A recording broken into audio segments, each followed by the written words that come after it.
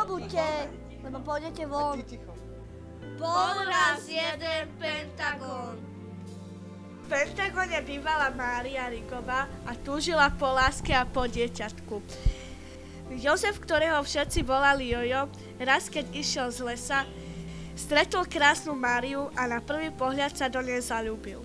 Randili spolu 1 rok až do Máriiných 15 narodenín a Mária odtehotnela. Keď raz Jojo išiel do krčmy, na Máriu to prišlo. Aj keď bola prvorodička, zvládla to perfektne. Narodil sa krásny chlapec a dala mu meno Žigo. Keď sa Ježiš narodil, Nad Pentagónom šla veľká hviezdica. A keď sa po 4 dňoch Jozef prebral z opice, prišiel sa pozrieť na Ježiška. O radostnej správe sa dopočuli aj 3 králi, ktorí sa rozhodli priniesť bábätku dary.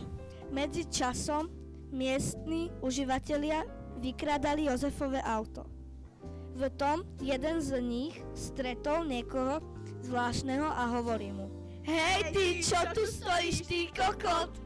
Ten druhý mu odpovie: bol by som rád, keby si ma volal Penis.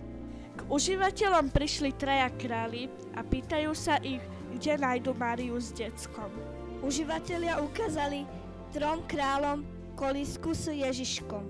A začal sa veľký bašavel. Oslava Ježiškovho narodenia trvali 3 dni a 3 noci. Keď sa 3 králi po 3 dňoch prebudili, Zistili, že všetky dary zmizli. Alička, Vicky, Jožko,